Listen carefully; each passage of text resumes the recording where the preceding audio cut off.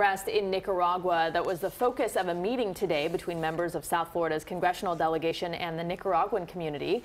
They're concerned human rights abuses in the Central American country. And because of it, they want sanctions against the regime and TPS, temporary protected status, protected. CBS 4's Oralia Ortega live in Doral with details on what was discussed. Oralia.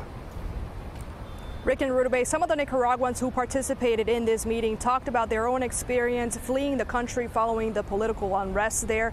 One man talked about being tortured for 8 days for taking part in protests. Representatives Mario Diaz-Balart and Ileana Ros-Lehtinen say they've got several items in the works in order to help the people of Nicaragua.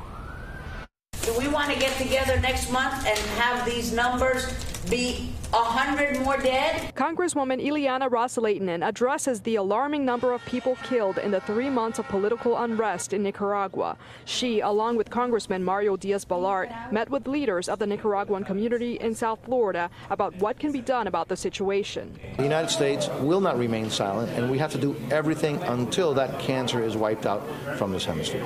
What the Nicaraguan community wants is free, fair, transparent, and just elections. They want to get rid of Daniel Ortega. They want to do it through the ballot box. Massive anti-government protests are a near daily occurrence in Nicaragua as tens of thousands have turned out demanding President Daniel Ortega resign. The deadly clashes between protesters and police began more than 3 months ago, and an estimated nearly 450 people have been killed. Hundreds more have been jailed and tortured. What we're seeing now for the first time in 30 years since the last war are people being disappeared, literally disappeared off of the face of this earth. You know, for the first time, people are scared to leave their house after 6 p.m.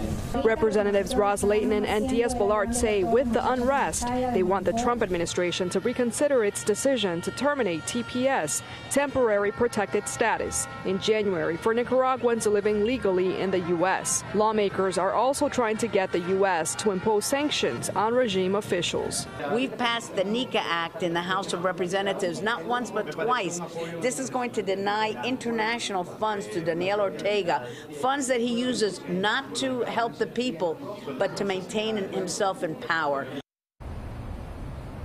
According to some of the statistics that were shared during this meeting, nearly 2,900 people have been injured since the political unrest began, and more than 700 have gone missing.